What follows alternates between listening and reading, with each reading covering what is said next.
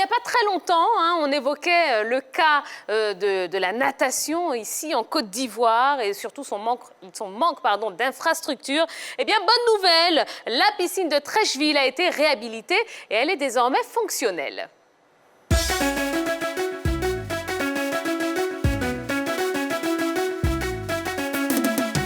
La direction de l'Office national des sports a réceptionné ce jeudi les équipements et matériels de la piscine d'État de Trècheville, inaugurée en mai 2018. C'était lors d'une cérémonie qui s'est déroulée dans la dite enceinte en présence du ministre des Sports, Danho Poulin, et des représentants de la Fédération ivoirienne de natation et sauvetage.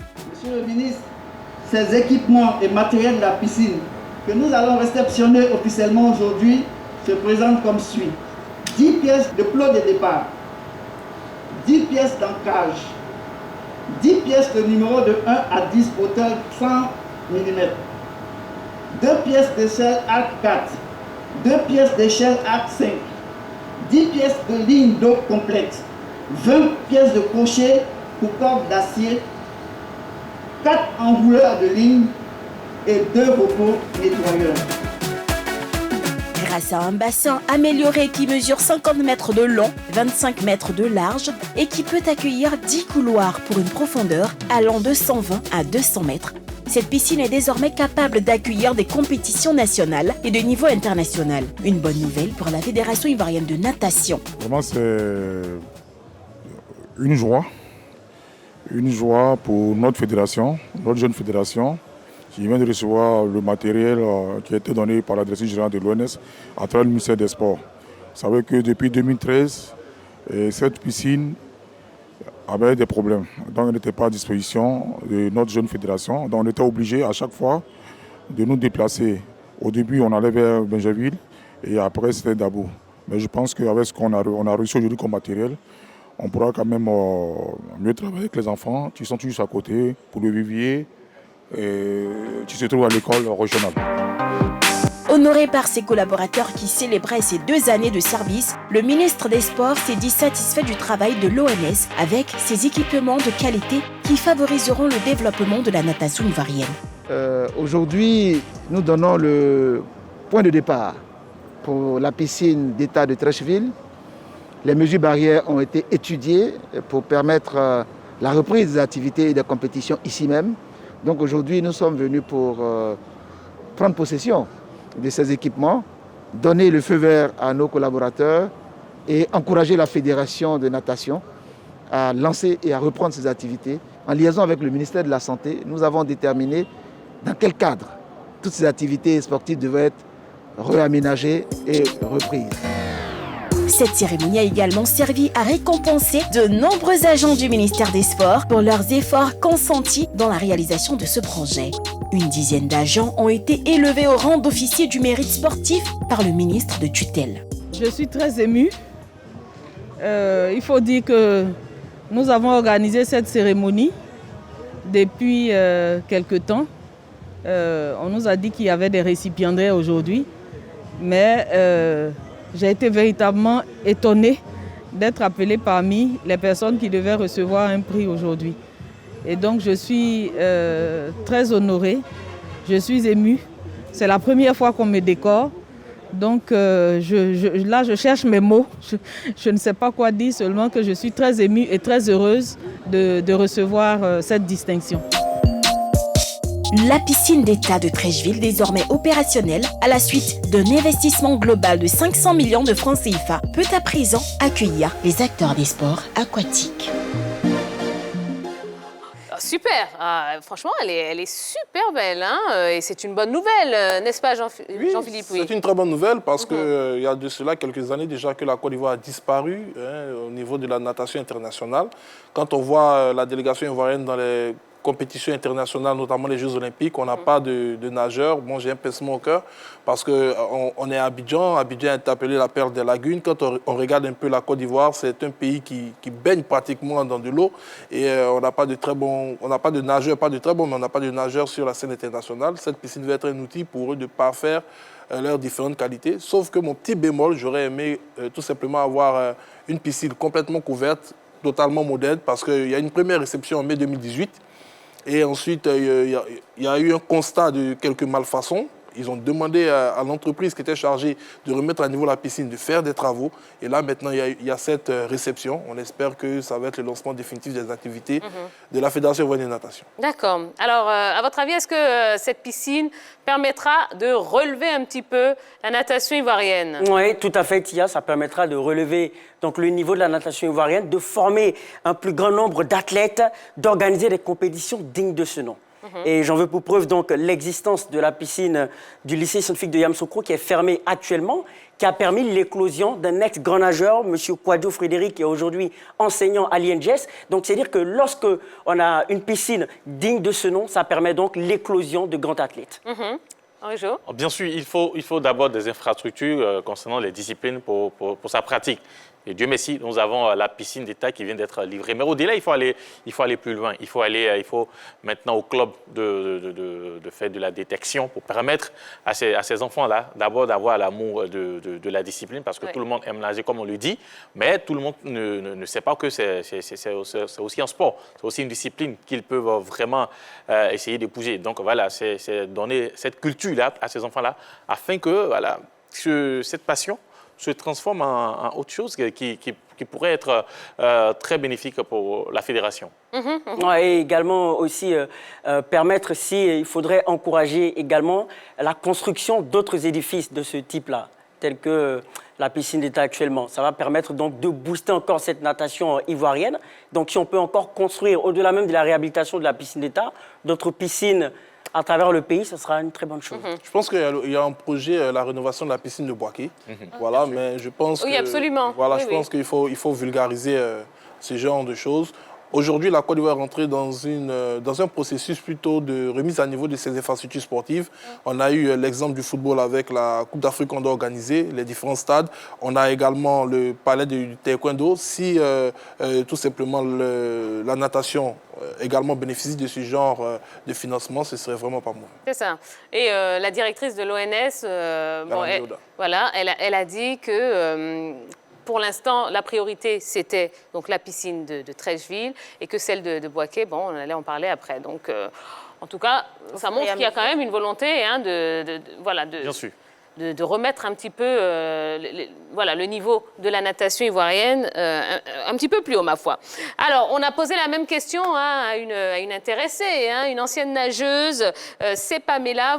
Voici ce qu'elle pense de la rénovation de la piscine de Treichville.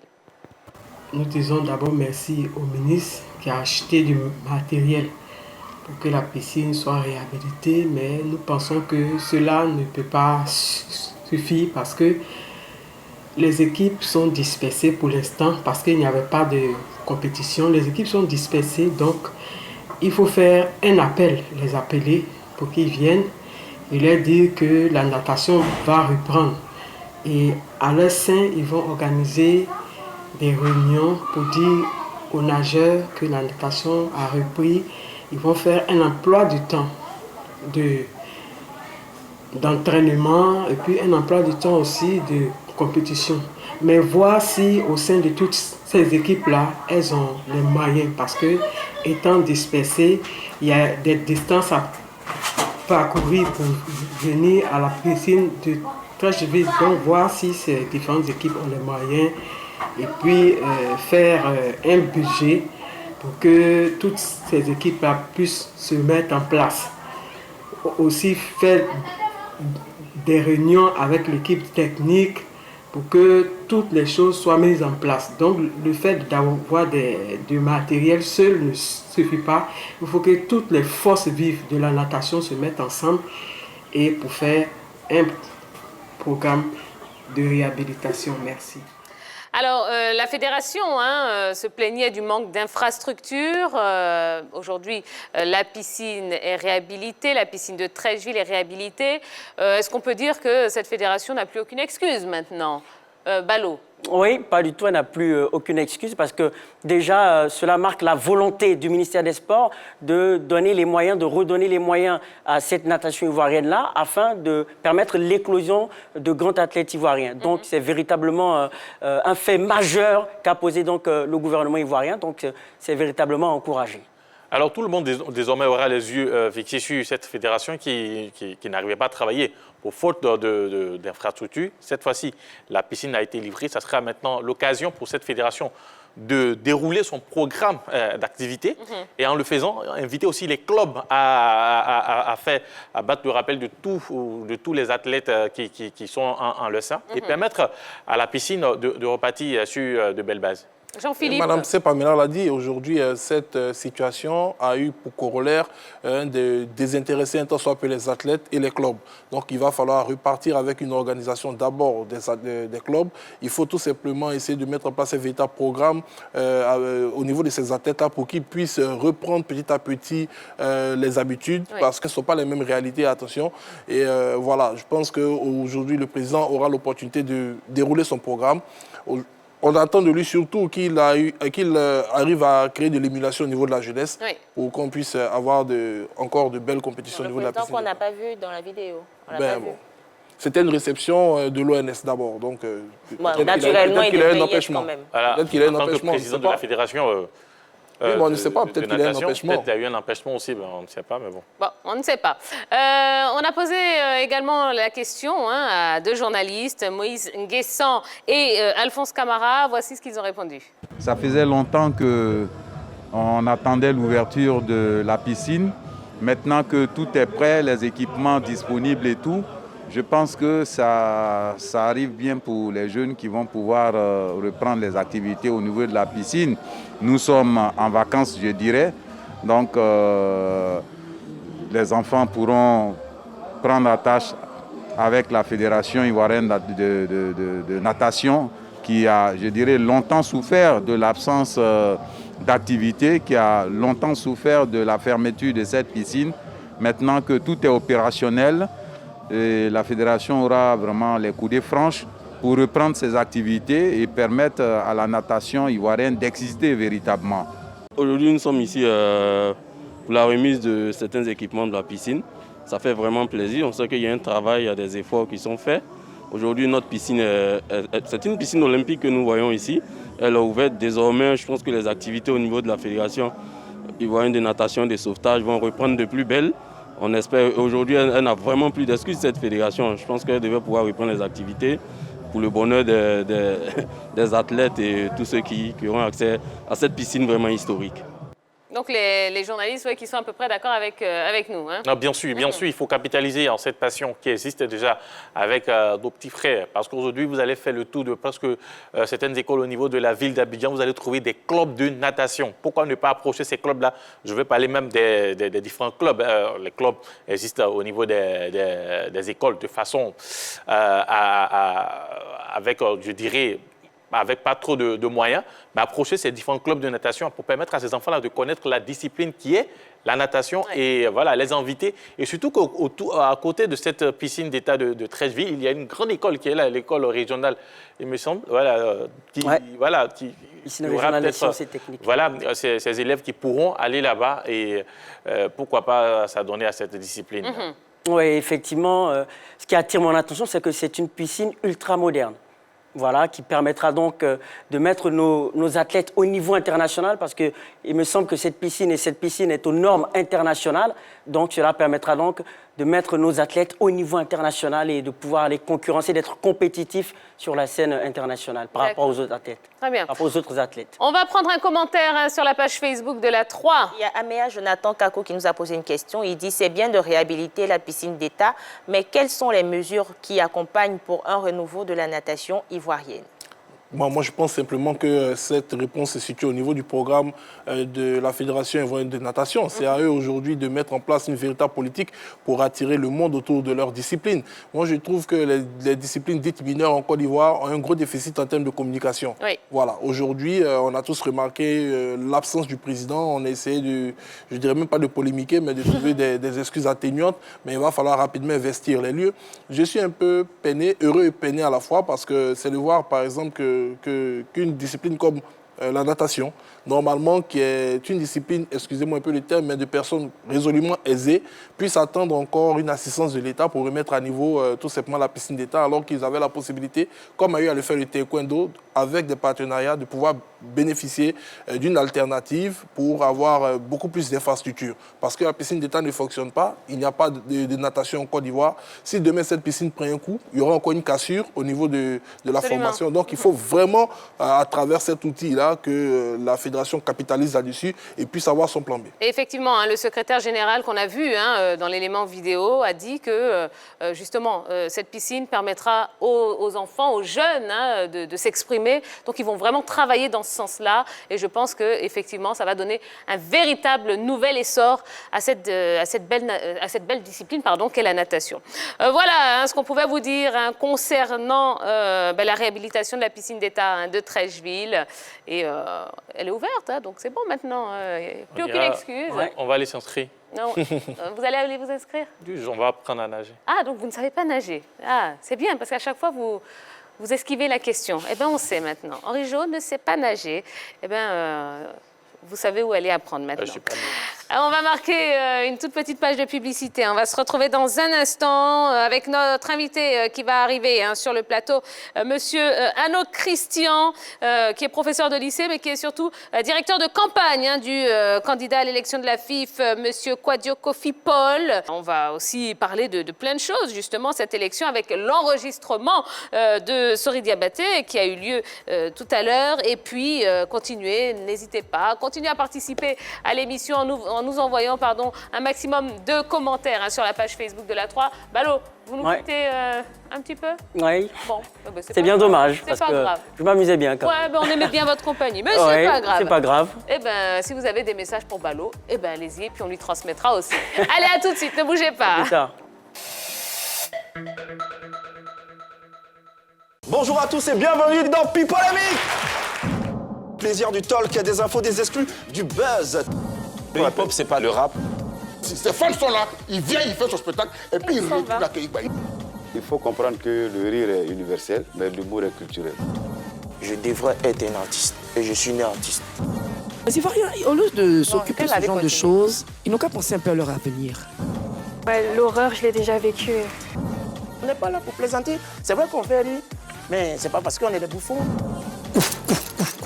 Sans émarger, on a lu sur la presse écrite que Chegal Mokonzi est fou, ce qui n'a jamais été vrai.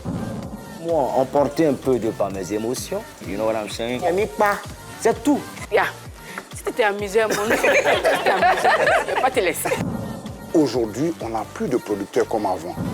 Ma soif d'apprendre qui m'a amené à être arrangeur. Je triche pas, mais bon, vu que je suis intelligent. Le talent, il ne se force pas. Je fais du kérosène, c'est mon type de musique. Tous les esprits existants dans la ville viennent habiter dans ton corps. Donc tu dis des choses et c'est après tu te rends compte que tu as dit ce que les gens disaient bas. Et Nice, bouche. Voici. Avant, on était la plaque tournante. Aujourd'hui, on est devenu la plaque détournante. Donc, j'aimerais remettre ça à la place. Donc, voilà, président, Sultan Tiesco, Prince de Poy, musique rebelle. Et c'est son avis, on le respecte. L'émission polémique du lundi au vendredi entre 13h30 et 14h30. Nous balançons et contrebalançons l'actualité. La 3, il n'y a que de l'amour par ici.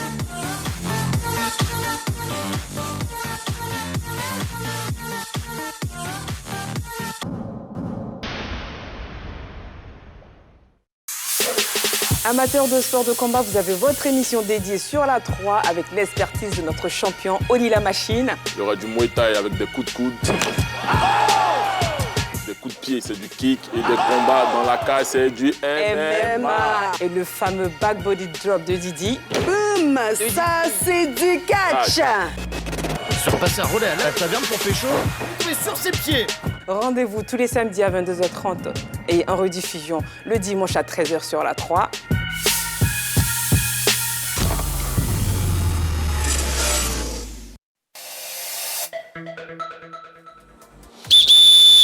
Allez, on est parti. Deuxième période de la grande team. J'espère que vous passez un bon moment. Nous, on est super contents d'être avec vous du lundi au vendredi de 20h30 à 22h sur la 3.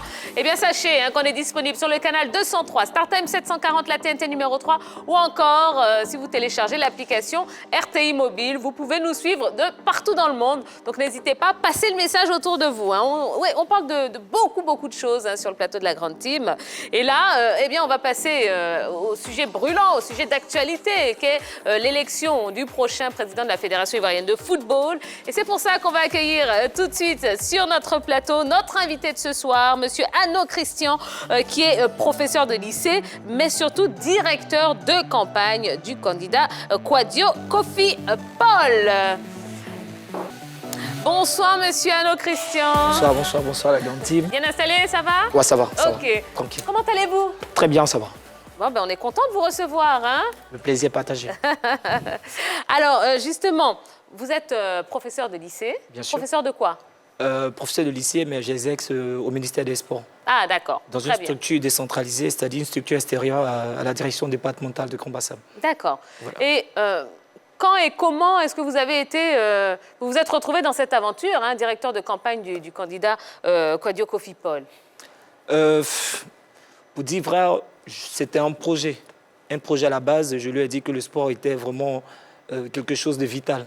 Il était important pour l'encadrement de tout petit, déjà de commencer à mettre en place certaines choses qui peuvent les utiliser pour rendre véritablement leur quotidien de façon un peu relaxe. C'est-à-dire après l'étude, le sport et tout, voilà. C'était un loisir sain à la base. Donc c'est comme ça qu'on a commencé avec le président Kwadio Kofi Paul. D'accord.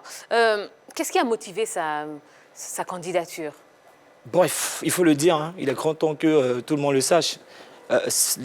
L'élément incubateur même de cette candidature, c'est les rudiments que nous avons pour le changement du sport ivoirien, en fait. Parce que nous sommes aussi de la maison, nous sommes des acteurs. On a pensé qu'il était grand temps que nous aussi nous intéressons quand même au sport, en fait. Et surtout au niveau de l'administration, je pense qu'on peut apporter un peu plus que ce qui a été déjà fait. Voilà. C'est-à-dire? Ouf, il y a plusieurs facteurs, hein, vous savez, au niveau des infrastructures. Aujourd'hui, quand vous voyez les infrastructures au niveau du sport, il y en a pas, surtout nous, les tout petits, qu'on encadre au niveau des centres de formation, c'est véritablement difficile. Quand on n'a pas assez de gros moyens, on n'est pas considéré. Voilà. Et quand on veut monter des projets aussi, c'est vraiment difficile. Pour les encadreurs qui manquent de renforcement des capacités, vraiment, c'est compliqué. Donc, au regard de tout ça, il était important qu'on essaie d'apporter un hic, un plus à tout ce que nous avons décidé de faire. C'est-à-dire d'abord quitter la base pour travailler la base et pour arriver à la Ligue Pro. Donc, on a ensemble réfléchi à un projet qu'on a dénommé de faire, le titre c'est faire de la Côte d'Ivoire une véritable nation de foot. Voilà. Faire de la Côte d'Ivoire une véritable nation de foot. Ça, c'est le nom de votre projet. Effectivement, c'est le nom du projet qu'on a pour les Ivoiriens. D'accord. Alors, votre candidat, hein, Kwadio Kofi Paul, on ne le connaît pas véritablement. C'est vrai que quand on a appris qu'il se présentait, ça a été une grande surprise, parce que ce n'est pas quand même un visage très connu. J'ai même envie de dire c'est un visage méconnu, hein, de la scène footballistique. Et il se retrouve face à des candidats avec des noms tels que Sori Diabaté, Idriss Diallo, Didier Drogba. Ça ne vous a pas fait un petit peu peur? Au contraire, ça nous a encouragés. Vous savez bien que ce n'est pas David contre Goliath, parce qu'on va gagner. D'ailleurs, je le sais d'abord. Et si vous dites qu'on n'est pas connu, c'est un peu trop dit parce qu'on est connu. Et si vous pensez qu'on n'est pas connu, c'est parce qu'en réalité, ceux qui sont là n'ont pas fait le travail comme il se doit. Parce qu'on met l'accent que sur la D1, la D2, la D3, et souvent même la D3 n'est même pas suivie. Donc il faut qu'on essaie de digitaliser notre football, il faut qu'on essaie d'apporter un peu plus de sponsors qui vont véritablement faire sortir le football. Parce qu'il y a des acteurs qui sont là, il y a des coachs qu'on connaît, qui encadrent bien les jeunes, mais aujourd'hui qui sont dans le néant. Il faut avoir beaucoup de sous pour venir se présenter, pour dire je fais tel club, je suis tant et tout. Ça ne passe pas. Par contre, ce n'est pas la base qu'on peut arriver. On a des exemples partout. Hein. L'Angola qui a pris l'espoir de main, qui ont tout abandonné, ils sont partis du bas pour aller vers le haut. Mais ceux qui sont en bas ont quelque chose à apporter. Donc quand vous dites qu'on n'est pas connu, ça fait mal. Parce que tous ceux qui sont stars aujourd'hui, des grands joueurs que vous voyez, à la base, ont eu des formateurs. C'est des noms qu'on ne dit pas, mais ce n'est pas gentil. Il faut aussi dire que le football, c'est l'initiation, la formation. Voilà. Jean-Philippe. Ben, enchanté de vous trouver sur notre plateau déjà. Je vous ai écouté avec beaucoup d'attention, mais il y a un élément quand même qui a fait tilt dans mon esprit. Vous avez dit quand on n'a pas les moyens, on n'est pas respecté. Vous ne pensez pas qu'aujourd'hui, le football nécessite quand même beaucoup de moyens, vu que vous parlez encore de sponsoring, de trouver des sponsors pour vos différentes compétitions? Intéressant, je voulais que tu soulèves ce point parce qu'en réalité, dans le projet que nous avons, la professionnalisation du football, ça marche forcément avec l'économie du sport. Oui. Voilà, parce qu'aujourd'hui, lorsqu'on dit on est un grand club, c'est qu'on se fait accompagner. Voilà. Donc aujourd'hui, ce qu'on a pour la Côte d'Ivoire, c'est qu'il faut réellement investir dans le sport ivoirien. Amener les investisseurs à comprendre que le sport, c'est une économie, c'est une industrie. On peut y gagner de l'argent et aussi, ça va aider les acteurs qui sont les joueurs, Il faut créer un nouveau type de supporters. Parce qu'aujourd'hui, vous voyez un peu, je dirais qu'il y a un peu un clivage entre le sport ivoirien et les supporters. Vous voyez, les gens n'ont plus la motivation pour se rendre au stade. Mais qu'est-ce qu'il a créé? Donc, il faut essayer de redéfinir un nouveau mode de sporteur et pour qu'ils puissent réellement s'intéresser au sport. Mais ça passe par quoi? Alors, dans vos propos tout à l'heure, vous plaignez la gestion, un peu explicitement, vous plaignez la gestion des dirigeants actuels par rapport aux différents centres de formation et tout. Vous, à votre niveau, qu'est-ce que vous avez fait pour pouvoir relever votre centre de formation sans véritablement compter sur la Fédération ivoirienne de football? Je sais que vous êtes... vous savez très bien que les centres de formation n'ont pas de subventions. Ça, au moins, vous le savez. Voilà, donc vous savez aussi également que ce domaine est tellement vaste. Donc aujourd'hui, d'abord, il faut un recensement. Il faut essayer de professionnaliser le domaine, c'est-à-dire quoi, recenser les gens, les amener à être à jour. Parce que normalement, pour créer un centre de formation, il y a des procédures quand même. Les statuts, règlements, il y a l'affiliation, il faut être reconnu. Il faut créer un championnat là-bas, essayer de voir comment est-ce qu'on peut leur apporter de l'aide. Pas forcément de l'argent, mais on peut aussi apporter de l'aide matérielle. Et les ressources humaines aussi, comme je parlais de renforcement des capacités. Par exemple, c'est des projets. Il y a certains clubs qui l'ont si bien fait en Côte d'Ivoire. Soyons pragmatiques. Qu'est-ce que vous avez fait pour votre centre de formation? Comment? Oui, pour votre centre de formation, avant de prétendre à la présidence de la FIF. On a fait beaucoup. Tel que? Quand je dis beaucoup, on a aidé beaucoup d'enfants aujourd'hui à sortir de la rue. C'est déjà un cran en eux. Aujourd'hui, on a su les encadrer. On a su les sortir de là où ils étaient, c'est-à-dire on fait sport et études. Aujourd'hui, par notre projet, il y a des gens qui peuvent faire forcément carrière dans le football. Que ce soit tant sur le niveau du terrain, tant au niveau administratif, ou comme, je ne sais pas, être manager du sport. Ça existe. On fait croire aux enfants qu'à part le sport, on peut faire mieux. Voilà. Alors, moi, je vais toujours être dans la même logique que Yellow. Aujourd'hui, votre centre de formation, d'abord, il se trouve où? Quels sont les acquis de votre centre de formation? Et quel joueur est sorti de votre centre de formation? Voilà, la question est bien posée. Je pense qu'on ne va pas trop tabler sur le centre de formation. Non, parce que, non, je viens doucement. C'est de là que vous venez. Non, je viens. Parce que ce n'est pas seulement de là mais qu'on vient. C'est ce que vous avez comme information. Je suis là pour vous donner des informations sur ce que nous faisons, sur le candidat Kwadjo Kofi Paul. Au-delà même du centre de formation qui ne prend pas part aux compétitions, dans la ligue au niveau régional d'Abingrou, il est président également de 2 clubs. Un club au niveau régional et un club en district. Ah bon. Vous comprenez? Ça, c'est des informations que vous n'avez pas peut-être. Mais pour dire que déjà, ce sont des formations qui forment les gens, qui forment les enfants. Lorsqu'on voit le niveau d'évolution, on a des partenariats avec des clubs à l'extérieur. On fait venir des gens pour des stages, pour les préparer. Et lorsqu'on sent que l'enfant est prêt à compétir, on le met maintenant dans le sillage. Voilà, c'est clair. Alors attendez, on va avancer, pardon. Il y a une question qui brûle les lèvres de tout le monde. Hein. On sait que vous avez déposé votre dossier de candidature. Avec quel parrainage? C'est très intéressant. Moi, je me dis aujourd'hui qu'il est intéressant que tout le monde sache qui a parrainé, qui n'a pas parrainé. On suit un peu sur les réseaux sociaux comme ça brûle. C'est parce qu'aujourd'hui, ces élections-là sont vraiment, ont pris vraiment un challenge très élevé. Voilà. Si on a déposé la candidature, je pense qu'il y a une commission électorale qui va siéger bientôt. Et donc, on est tous là. On va attendre ce que la commission électorale va décider. Non, mais attendez, monsieur Hano, on sait tous qu'il y a des critères à remplir pour prétendre à être président de la fédération, ou prétendre à être candidat du moins. On sait qu'un de ces critères, c'est d'arriver avec des parrainages. Donc enfin je suppose quand même que si vous avez déposé un dossier, c'est parce que vous avez des parrainages. Vous avez été parrainé par qui? Je vais me donner le plaisir de véritablement pas faire de langue de bois sur ce sujet. Merci beaucoup. Pour vous dire, en réalité, les critères, nous les connaissons. Nous avons respecté les critères, nous avons déposé. Vous avez vu un peu ce qui s'est dit un peu partout concernant les derniers temps, les groupements et autres. On n'est pas entré dans cette polémique parce que chacun a sa stratégie pour pouvoir y arriver. Donc, on a signé, des gens ont eu confiance en nous. Il y a ce qu'ils nous ont dit. Je ne viendrai pas sur un plateau pour exposer X, Y parce qu'il y a ce qu'on s'est dit. On a la commission électorale qui va en découdre. On va poursuivre et puis vous verrez réellement ce qui va se passer lors des compétitions. Voilà. D'accord. Est-ce que vous avez emmené le récépissé de dépôt? Je ne l'ai pas, mais je pense bien que je peux vous l'envoyer plus tard. Je vais publier sur votre page, vous verrez également. C'était déjà dans la presse, on a dû montrer le récépissé de dépôt. On a même fait la photo avec le secrétaire général Sam Etiassé, que je salue au passage. Très grand monsieur. D'accord. Non, moi, je voulais toujours revenir dans le même sens, un coup de fois de plus que Tia. Aujourd'hui, tous ceux qui ont été à la fédération ou peut-être à la commission électorale pour le dépôt de candidature, quand même, ça a été détaillé. Nous ne comprenons pas pourquoi Le problème, honnêtement, hein, en ce qui me concerne, c'est les groupements d'intérêt, hein, puisqu'on sait qu'ils sont 5. On sait à peu près qui a parrainé qui. Voilà. Et là, il y a quand même un gros point d'interrogation, Monsieur Hanno. Est-ce que vous avez eu un groupement d'intérêt? Si oui, lequel? Comme je le disais tout à l'heure, il y a des gens qui ont eu des groupements d'intérêt qui l'ont dit. Et par la suite, on a vu comment ça s'est passé. Hein. Vous le savez, nous sommes dans le domaine du sport. Aujourd'hui, nous sommes là, ici, pour dire aux Ivoiriens que nous sommes allés à cette compétition. C'est parce que nous avons quelque chose qui peut développer le sport. Nous avons un projet pour eux. Les critères, nous les remplissons. Mais je ne pense pas qu'on vienne pour discuter de l'éligibilité ou pas d'éligibilité. On vient ici pour dire en réalité que les Ivoiriens ont eu le temps de nous écouter, de comprendre, surtout le collège électoral qui est bien connu d'ailleurs. Parce que c'est ce que je disais, si les Ivoiriens votaient, on pouvait comprendre. Mais ici, le collège électoral est déjà connu d'office. On sait comment on a battu campagne et on sait ce qu'on a fait.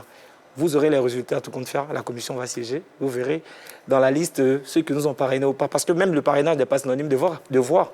Absolument. Quelqu'un peut donner son parrainage et puis ne pas te voter. Absolument. Tout comme accepter votre candidature et ne pas l'accepter après. C'est-à-dire recevoir votre candidature et ne pas l'accepter après. Allez, mesdames et messieurs, hein, monsieur Hanno Christian, directeur de campagne du candidat Kouadio Kofi Paul, est sur le plateau de la Grande Team. Si vous avez des questions à lui poser, n'hésitez pas à le faire. Hein. Vous allez sur la page Facebook de la 3 et on sera votre relais ici. Et on espère avoir des réponses, monsieur Hanno. On va continuer, oui? Oui, moi je voulais rebondir. Non, vous rebondirez après. Ne vous inquiétez pas. On est là jusqu'à 22h. Attendez, on va tout savoir, il n'y a pas de souci. Allez, on va continuer avec une des deux grosses actus hein, dont on va parler ce soir. Le candidat Sori Diabaté qui s'est enregistré. Petite vidéo, hein, rien que pour vous, et puis on se retrouve après pour en parler. Hier, nous vous donnions la nouvelle selon laquelle Sori Diabaté déposerait ses dossiers pour l'élection à la présidence de la FIF. C'est fait. Le président de la Ligue professionnelle de football s'est fait enregistrer. Ce jeudi matin à 11h08, Yassé Léance, agissant au nom du candidat, a remis à Samé Tiassé, secrétaire général de la commission électorale, les dossiers de candidature de la liste conduite par Sori Diabaté.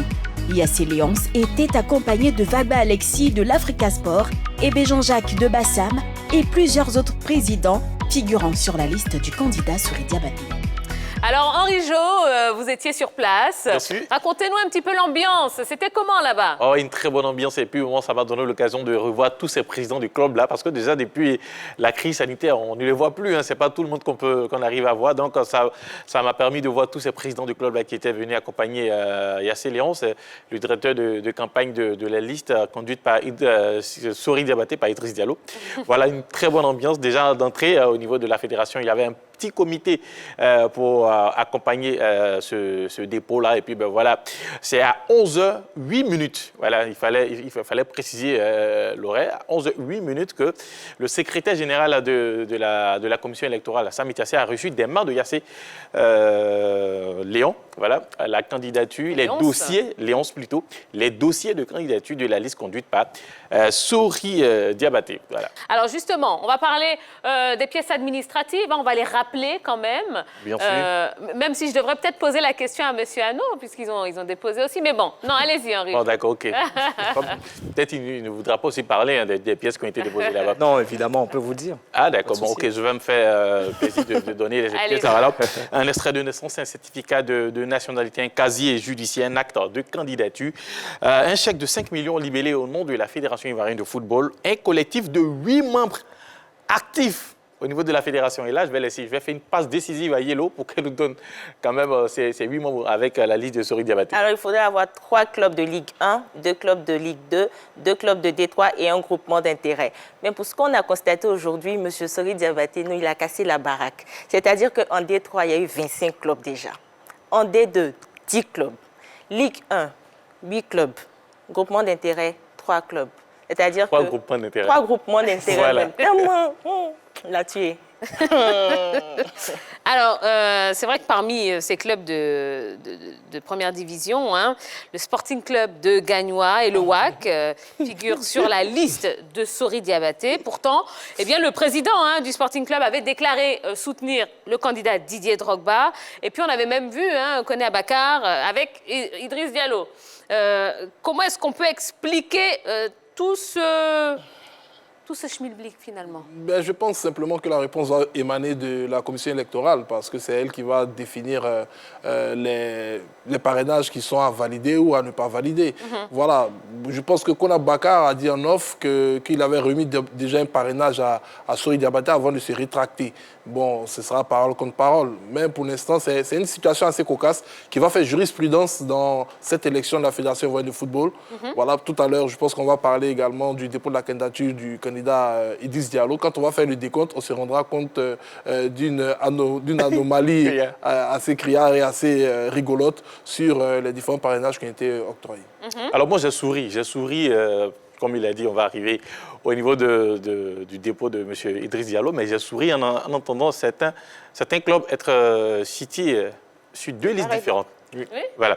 Donc, on parlait tout à l'heure du Sporting Club de Gagnoa, mais on se rappelle en masse, lorsque Didier Drogba était en tournée à Gagnoa, comme vous l'avez dit, voilà, le président Issouf Diabaté avait déclaré comme ça que voilà, lui, il allait soutenir. Donc, il y a de fortes chances qu'encore samedi, on se retrouve samedi avec le nom du Sporting Club de Gagnoa sur la liste. Il n'est pas le quatrième candidat. Il n'est pas impossible qu'il soit aussi sur la liste de M. Claudio Kofi-Paul. Donc, vous comprenez pourquoi je vous dis que beaucoup de surprises vont arriver. Laissons la commission électorale faire son travail et puis on va décider. Voilà. Maintenant, en ce qui concerne le président Kone Abaka, c'est que très tôt le matin, disons en fin de matinée, lorsque le candidat, la liste conduite par le candidat Sori Diabaté venait pour le dépôt de sa candidature, il n'était pas présent avec cette délégation. Sauf qu'il est arrivé dans l'après-midi avec une autre délégation. Donc là aussi, tout le monde s'est posé la même question. Alors, pourquoi nous avons deux clubs sur deux listes différentes? Mais là aussi, comme il a dit, ça sera peut-être à la commission électorale de décider lequel des parrainages concernant les listes-là serait valable. Alors, quelle est la prochaine étape dans tout ça, Yellow?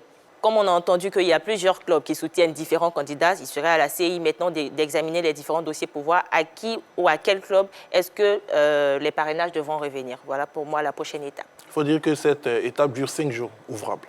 C'est ça, c'est ça. Alors, en cas de victoire, est-ce que vous pensez que le camp Sori acceptera de travailler avec les autres?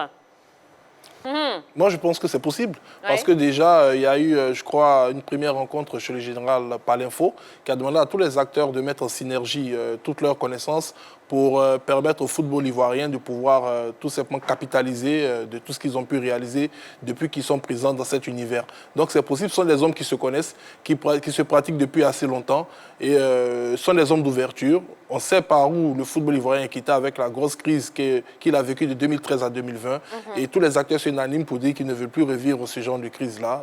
Ils appellent tous à l'union sacrée. Je pense que ce sera possible.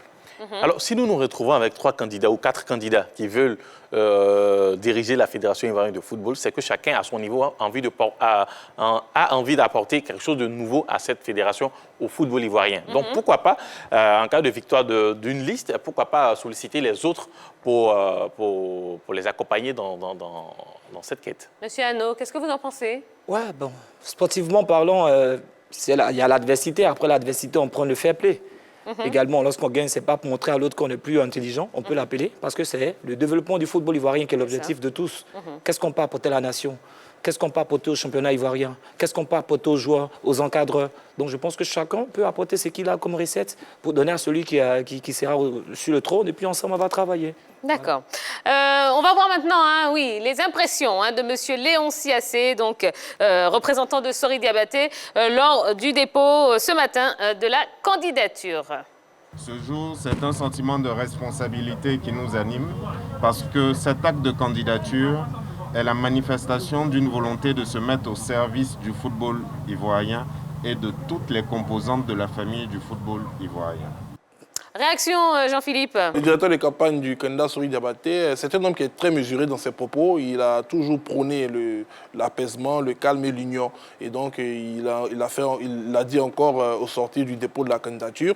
Ils sont satisfaits de ce qu'ils ont pu obtenir déjà comme soutien, comme parrainage. Voilà, il s'agira maintenant de capitaliser cela dans les urnes, comme il l'a dit. Mais tout en faisant un petit clin d'œil à tous les autres adversaires, il leur demande toujours de se mettre dans l'esprit du sport en général, du football en particulier. Allez, on va marquer une nouvelle petite pause. Oui, hein, on espère que tout se passe bien chez vous. Prenez le temps, voilà, c'est quelques minutes pour aller boire un petit verre d'eau, pour aller, je sais pas, faites quelque chose, mettez un peu de gel hydroalcoolique, pourquoi pas. On va se retrouver hein, dans un instant pour la suite de l'émission. On va justement parler du dépôt de candidature d'Idriss Diallo qui a eu lieu cet après-midi et beaucoup d'autres choses à vous proposer. Et puis, continuez, réagissez sur la page Facebook de la 3. Yellow est là avec sa tablette. Elle est prête, oui, à vous lire sur le plateau de la grande team. À tout de suite. Allez, troisième et dernière période de la grande team. Je vous rappelle qu'on est en direct jusqu'à 22h. J'ai failli dire 23h. Tellement on a envie de parler, de passer du temps avec vous. Eh bien, non. On est en direct jusqu'à 22h. Donc, vous pouvez nous envoyer un maximum de messages sur la page Facebook de la 3. On est avec notre invité de ce soir, Monsieur Anno Christian, qui est professeur de lycée, mais surtout directeur de campagne du 4e candidat, du 4e candidat potentiel à l'élection. C'est le premier candidat à avoir déposé. C'est le premier candidat à avoir déposé, oui, mais bon, pour l'instant, ils sont 4 candidats potentiels. Donc, le candidat Kwadio Kofi Paul, si vous avez également des questions à lui poser, eh bien, faites-le et on sera votre relais. Alors, on va parler encore de l'élection à la FIF et du dépôt de dossier de candidature d'Idriss Diallo. Mais avant cela, rappelons les news. Oui, c'est important de les rappeler. Allez, on commence avec du rugby. Coupe du Monde 2027, la Russie prépare son dossier. En taekwondo, 4 tireurs ivoiriens au labo. Boxe, Tony Yoka versus Diopas, eh bien, ils vont s'affronter le 25 septembre à Paris. En athlétisme, les championnats nationaux vont se tenir les 8 et 9 août prochains. Et en football, d'abord la FIFA et cette procédure pénale contre Gianni Infantino. En Ligue 1, San Pedro libère des joueurs. Et puis un petit mot de mercato, Nicolas Thier quitte Chelsea. Allez, on revient à notre actu. Ben oui, l'actu est toute chaude, elle est brûlante. On va parler d'Idriss Diallo qui a officialisé, qui a déposé son dossier. On attend 5 jours. Et ben voici comment ça s'est passé. C'était un petit peu plus tôt dans la journée. À la suite de l'équipe de Sori Diabaté, Idriss Diallo était à la commission électorale pour le dépôt de sa candidature. C'est exactement à 14h51 que les dossiers ont été remis à Samé Tiassé des mains de Pierre Gondou.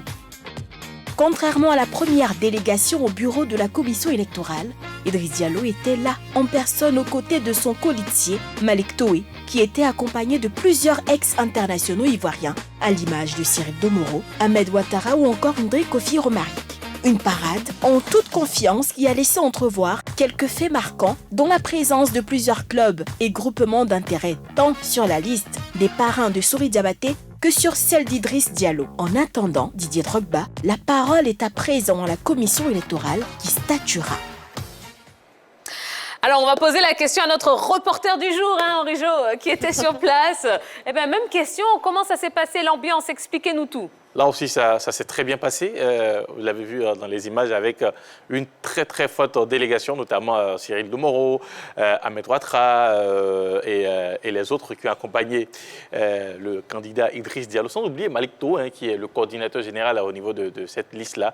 Et eux aussi sont venus, ils ont déposé, ça c'était un début d'après-midi, ils ont déposé ces fameux dossiers, oui. Voilà, pour être retenus. Oui ou pas, au niveau de la fédérale, au niveau de la commission électorale. Donc voilà, ça s'est très bien passé dans une très bonne ambiance. Et derrière, c'est là le candidat Idriss a révélé quand même que quand il était président de l'AUC, Samé Tiassé, le secrétaire général, jouait dans l'équipe de foot de cette même équipe de l'AUC. Voilà. Ça a été un petit scoop. Eh bien, super. Alors justement, on a recueilli les impressions, celle d'Idriss Diallo, mais pas que, celle d'Ahmed Ouattara et puis d'Armand Gourourou. Voici ce qu'ils ont dit. Nous sommes aujourd'hui jour de Arafat, qui pour nous les musulmans est un jour important. C'est un jour où notre posture doit être l'humilité, doit être la foi, doit être l'abnégation, doit être la croyance en Dieu. Et en ces moments, je voudrais demander à tous les frères de la famille du football de comprendre que nous sommes dans une compétition sportive et rien d'autre. Il faut désarmer les cœurs. Il faut désarmer les langues. Il faut désarmer les plumes. Le principe du sport, c'est le fair play et c'est l'éthique. Il faut comprendre que nous sommes dans une compétition qui va durer 90 minutes, maximum 120 minutes, peut-être des tirs au but. Mais à la fin, c'est-à-dire le 5 septembre prochain, Inch'Allah, il y aura un vainqueur. Et ce vainqueur-là sera le président de toute la Fédération ivoirienne de football. Il vous a tout dit. Il veut prôner le rassemblement, la pacification et demander aux Ivoiriens de mettre balle à terre. C'est ça le plus important. Le fair play, c'est au football. Ce n'est nulle part ailleurs. Donc on arrête les invectives, qu'on arrête d'attaquer les gens et qu'on se dise que notre football est dans un état de liquéfaction, de léthargie, qu'il faut chercher à développer et à créer plus d'infrastructures, c'est mieux, plus de joueurs pour que nous puissions remporter plus de trophées. Le football, il a ce truc-là qui emballe tout le monde et chacun se sent concerné, mais en réalité, c'est 81 grands décideurs qui vont donc se retrouver le 5 et puis ils diront qui mérite de gérer et nous espérons être celui-là qui le 5 sera élu. Voilà ce que nous sommes. Donc pour nous, c'est étape par étape. Aujourd'hui, le dossier a été déposé. La suite, on la verra avec la campagne qui va être ouverte officiellement et puis tout le déroulé qui sera fait jusqu'aux élections. Alors, Idriss Diallo, présent avec lui Malik Toé, mais aussi Ndri Kofi Romaric. Est-ce qu'on doit comprendre que la SEC a fait son choix? Ben oui, je pense que c'était pratiquement une évidence. C'est vrai que Maître Ojo-Onyen n'a pas communiqué dans tout ce qui s'est passé avant le dépôt de candidature. Il a été vraiment très muet. Il a joué le rôle du sage de service. Mais on a déjà senti à travers la présence de certains de ses collaborateurs directs le penchant de la SEC. C'est vrai que Léon Siyassé, qui est le directeur de campagne du candidat Sori Diabaté, est un ancien de la direction de la SEC d'Abidjan. On a pensé qu'arrivé un moment, sa présence dans le camp Sori allait infléchir un peu la position du président Roger Onyen. Mais avec le dépôt de la candidature, je pense que depuis le départ, ils sont restés constants dans leur dynamique et ils ont décidé de faire le choix d'un enfant de la maison qui est tête de liste pour cette élection.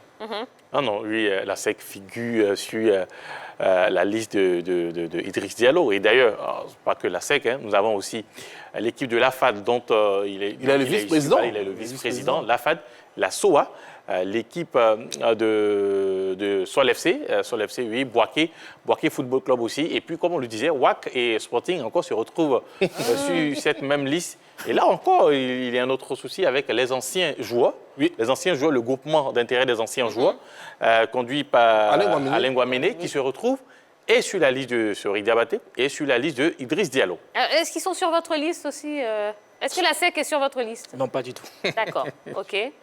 Donc ça prouve quand même le sérieux de ce qui se passe du côté du Solbid. Mais alors, si on fait les comptes, il y avait combien de clubs de Ligue 1 chez M. Sori? Il y en avait 8. 8. Et 7. Chez M. Idriss 7. Ça fait 7. Donc ça fait combien? 15. 15. Oh, 14. Sur 14. Oh, il y a 14 clubs en Ligue 1, si je ne m'abuse. Oui, exact. Ce qui est intéressant, c'est que sur les 14 clubs, il y en a 13 qui se sont prononcés. Oui. Au vu de tout ce que nous avons vu aujourd'hui, 13 qui se sont prononcés, sauf le FC San Pedro qui ne figure ni... Non, depuis le départ, le FC San Pedro avait décidé de ne pas prendre parti dans ce processus électoral. Ils ont été approchés par les différents QG. Ils ont demandé à ce que les QG respectent leurs décisions, de ne pas tout simplement s'inscrire dans cette compétition. Et ils ont préféré garder leur droit de neutralité. Voilà. Donc, on se dirige tout droit vers une candidature de Didier Drogba avec les mêmes clubs qui figurent. Avec certains des clubs qui figurent sur les autres listes aussi. Moi, je suis prêt à parier déjà. Je suis prêt à parier que sur la liste de Didier, il y aura le WAC et il y aura Gagnoa. Le WAC et Gagnoa. Je suis déjà prêt à parier. Bon, le WAC, c'est pas évident quand même. Non, j'ai dit je suis prêt à parier. Ça, je mets une petite pièce. Dans toute cette affaire, nous avons tenté quand même d'avoir les impressions du président Koné Abaka, le président du WAC, et aussi du président délégué du Sporting Club de Gagnoa, Fadel Keita, qui ont tout simplement refusé de nous répondre. D'accord. Voilà. Très bien. Okay. Est-ce que finalement les parrainages affichés reflètent ou reflèteront le vote? Non, le parrainage, il faut comprendre que c'est un processus qui vous autorise à candidater. Voilà, c'est différent de ce qui va se passer le jour de l'élection. C'est vrai qu'au niveau des groupements d'intérêt, on peut avoir une indication, même si on a vu dernièrement qu'il y a un groupement d'intérêt, celui des anciens footballeurs, qui a fait un doublon. Ce matin, c'est à vérifier parce qu'il y a eu quand même beaucoup d'informations sur ce fait-là. Il y a eu une assemblée générale au niveau de l'AFI avec tout simplement Cyril Domoro qui a été écarté au détriment de Dimi Stéphane et un nouveau parrainage qui aurait été octroyé à Didier Drogba. Donc, ça aussi, ça va peut-être poser une petite polémique au moment du dépôt de la candidature. Mais je pense que tout va se passer au niveau du vote. On connaît déjà le collège électoral. Mais ce qui vient de se passer là dénote déjà que cette élection n'est véritablement pas jouée d'avance. Tout va se passer à la CEI d'abord, parce qu'avec l'ambiguïté qu'il y a par rapport au parrainage... Il faut que la CEI tranche. Mais moi, je pense déjà que... ce sont les clubs qui auront fait des doublons et les groupements d'intérêt qui seront peut-être écartés. Et on va regarder dans le tri. Ceux qui n'ont pas fait de doublons, peut-être ce sont les parrainages qui seront acceptés. Si ça doit faire du bruit et que la CEI doit se rétracter, permettre à tout le monde de compétir, ce serait également une autre solution. Mais je le disais tout à l'heure, c'est une élection qui va faire tache d'huile et qui va faire jurisprudence pour la suite des événements. Et pour revenir, en 2011, il faut savoir que, selon les spéculations, M. Sidi Diallo ne partait pas favori face à Salif Bitogo. Au dernier moment, c'est Sidi Diallo qui a gagné.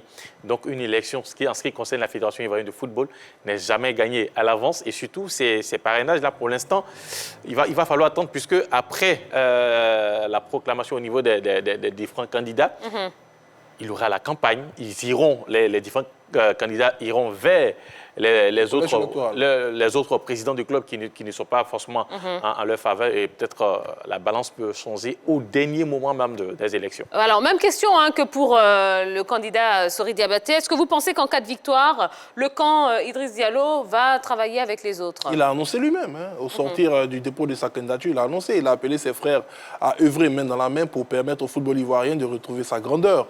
Voilà, ce sont des compétiteurs, je le disais tout à l'heure concernant le président Sori Diabaté, ils connaissent très bien la maison. Et quand on regarde un peu la disposition de chaque candidat, on a l'impression qu'ils ont cette capacité de pouvoir travailler ensemble pour permettre au football de pouvoir grandir. On a le 4e candidat ici qui maîtrise la formation des jeunes. On a M. Idriss Diallo qui est un expert au niveau du marketing. On a M. Didier Drogba qui aujourd'hui a une image internationale qui peut attirer tout simplement les sponsors. Et on a M. Sori Diabaté qui est instructeur FIFA, donc qui maîtrise l'administration fédérale. Et je me dis que quel que soit l'issue de cette fédération, ils sont appelés à travailler ensemble pour repositionner le football ivoirien là où il était, et avec la construction des infrastructures sportives, avec les acquis de la Coupe d'Afrique des Nations, c'est indéniable qu'on ne puisse plus revivre ce qu'on a vécu déjà. Alors, ils se connaissent tous. Voilà, vous avez M. Idriss Diallo et M. Sori Diabaté qui ont travaillé ensemble sous Jacques Anoma. 20 et 18 ans. Voilà, vous avez Didier Drogba qui a évolué au haut niveau, et il faut savoir que M. Idriss Diallo faisait partie de ceux qui sont allés chercher Didier Drogba pour notre équipe nationale. Donc, ces trois messieurs-là se connaissent. Vous parlez du 4e candidat. Vous avez Kofi Paul. Voilà, qui lui maîtrise la formation. Je ne sais pas s'il a des relations avec les 3 premiers cités, mais tout compte fait, ce sont 4 personnes qui maîtrisent chacun à son niveau une partie du football. Donc voilà, les mettre ensemble, je pense que c'est le football ivoirien qui gagnera. Alors, cette élection, la FIF va de rebondissement en rebondissement. Monsieur Anno Christian, vous qui êtes directeur de campagne du candidat Kwadio Kofi Paul, comment est-ce que vous vivez ça? Parce qu'on vous sent quand même assez en retrait. Même votre campagne, elle s'est faite, je veux dire, voilà, je ne veux pas dire que vous avez été invisible en termes de communication, mais en tout cas, on vous a moins senti que les autres candidats. Déjà, comment est-ce que vous vivez tout ce qui se passe sur les réseaux sociaux, un petit peu partout, cette médiatisation de cette élection? On prend ça en tout cas avec un large sourire, parce que les anciennes... Tout ce qui s'est passé avant, ce n'était pas pareil. C'est parce qu'aujourd'hui, on dit qu'il y a des dinosaures, il y a des grosses têtes. Du coup, l'enjeu a changé. Comme il le disait, sinon auparavant c'était soft. Puisqu'on connaît déjà les critères, on connaît le collège électoral, pas besoin de digitaliser à un point où c'est les réseaux sociaux qui vont donner les avis. C'est vrai, les avis des supporters comptent, les fan clubs et autres, mais je me dis le plus important, c'est les acteurs hier du football. Donc nous, dans notre stratégie, on a préféré aller directement vers les concernés, expliquer nos projets, prendre leurs avis, leurs besoins, les traiter afin de pouvoir leur donner quelque chose de meilleur. Oui, mais je vous vois parler beaucoup de projets. Vous avez exposé tout à l'heure votre programme, mais contrairement aux autres candidats qui ont essayé un tout petit peu de dévoiler certains éléments clés de leur programme, dont le budget général sur les 4 années, vous n'avez absolument rien dit. Est-ce que sur le plateau de la Grande Team, on peut savoir à combien se chiffre votre programme sur les 4 années à venir et quels en sont les grands axes? Ok, la question est bien posée. Effectivement, nous y avons déjà pensé. Nous avons déjà travaillé à cela.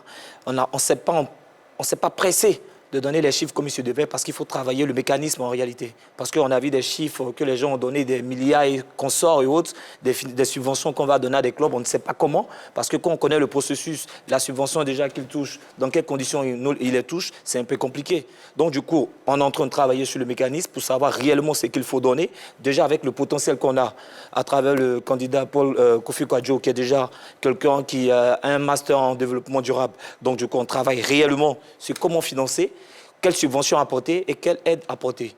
Déjà, on sait qu'il y a les subventions de 50 millions, on peut passer à 100 millions, c'est beau de dire qu'on va donner 100 millions, mais où on trouve ces 100 millions pour donner et quel est le mécanisme qui va avec? Ceux qui l'ont dit l'ont démontré. Non, je ne vais pas à l'encontre de ce qu'ils ont dit. Et ça existe déjà? Non, écoutez, allons-y doucement. Vous savez quoi? Ce n'est pas une étude comparative, au fait. C'est ce que je dis toujours. Chacun expose pour lui. Le collège électoral décide, et puis maintenant chacun s'allie. J'ai parlé, excuse-moi Henri Joël, j'ai parlé du chiffrage de votre, comment on appelle, du budget général sur les 4 ans de votre programme. Je ne me suis pas appesanti sur la subvention qui sera octroyée au club. Vous avez un budget général qui part du développement du football, du point amateur jusqu'au niveau professionnel. Quand vous chiffrez toutes vos actions, à combien est-ce que cela va coûter pratiquement à votre équipe? Qu'on a estimé, on se retrouve pratiquement à plus de 130 milliards. 50 milliards 130 milliards. 130 milliards sur 4 ans. Okay, c'est ce que D'accord, ok. On va prendre la réaction d'un journaliste, Ouattara Gaoussou, concernant le dépôt de candidature du candidat Idriss Diallo. C'est cet esprit qui doit habiter tout un chacun. Je veux dire, même au niveau politique, au niveau de la nation, dans toute élection, quand on est adversaire, on n'est pas ennemi, on est adversaire. Et si on est candidat pour une même élection, c'est parce qu'on veut apporter quelque chose de plus et on veut apporter quelque chose aux concitoyens et à la discipline en question. Donc ça veut dire que chacun a des idées, chacun a des trucs. Donc il faut pouvoir travailler avec ceux qui le veulent, se mettre tous ensemble pour dire oui, on a été adversaires, mais aujourd'hui, nos idées-là, il faut qu'on les mette ensemble pour développer notre bien commun.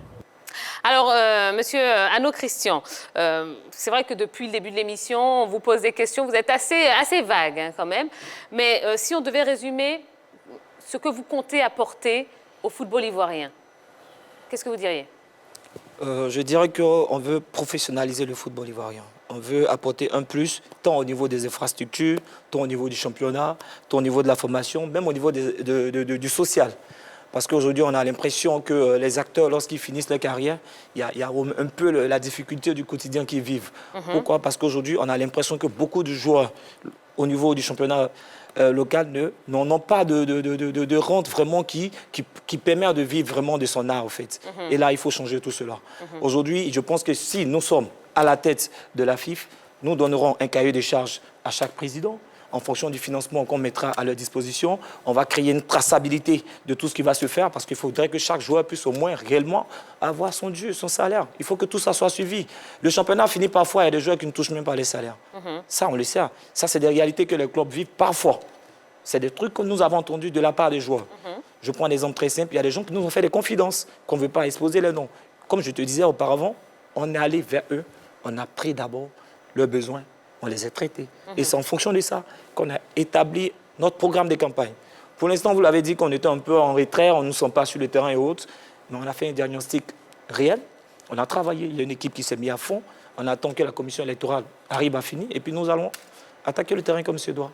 Alors, si au soir du 5 septembre, vous n'êtes pas déclaré vainqueur, non, je dis au soir du 5 septembre, oui, vous n'êtes pas déclaré candidat, pardon, est-ce que vous pourriez vous rallier?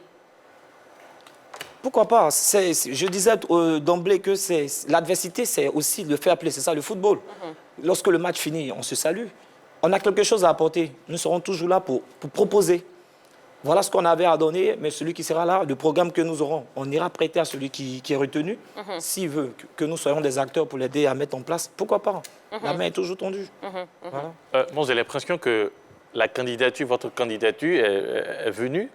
D'abord, vous savez que peut-être vous n'allez pas être retenu, et puis après, essayer de glisser sur une liste. C'est mon impression que j'ai. Bon, d'autres peuvent parler de stratégie, mais moi, je ne pense pas que nous sommes là pour gagner. Non, c'est votre stratégie, à mon sens. Nous sommes là pour gagner. C'est pourquoi nous sommes allés déposer notre candidature. On pense que, on l'a dit, si bien dit, hein, parce qu'on vous suit bien, la grande team. D'autres n'y croyaient pas, d'ailleurs, que c'était des intentions, c'était des buzz et autres. Mais c'est de tout ça qu'on avait besoin, en réalité. Mais aujourd'hui, nous voici concrets, parce qu'on sait qu'on sera candidat, on va aller aux élections, et on compte sur le collège électoral. Donc, du coup, on est confiant. Très bien. Alors, c'est vrai que depuis, on parle de votre candidat, hein, Kwadio Kofi Paul, mais finalement, on s'est rendu compte qu'on ne sait même pas à quoi il ressemble. Eh bien, on a fouillé, voilà à quoi ressemble le 4e candidat hein, à l'élection de la FIF. Eh bien, voilà, c'est bien lui, hein, vous confirmez. C'est hein? lui le président. D'accord, le futur président, peut-être. De la FIF. De la FIF. Non. Une question. Une question. J'avais une petite question. Je me sens lésée, là. Question. Allez, on va donner les résultats du sondage maintenant. Le sondage qui concernait la natation hein, et justement la réhabilitation de la piscine d'État. Est-ce le renouveau, selon vous, de la natation ivoirienne? Vous avez répondu... Vous avez répondu oui à 81% et non à 19%. Donc vraiment, on espère hein, que cette discipline va retrouver, en tout cas, ses beaux jours. Ouais, parce qu'il y avait quand même de très beaux athlètes et on a envie vraiment de revenir sur la scène internationale. Voilà. Allez, on va se détendre un petit peu. Il nous reste quelques minutes. On va déconner avec notre Jojo.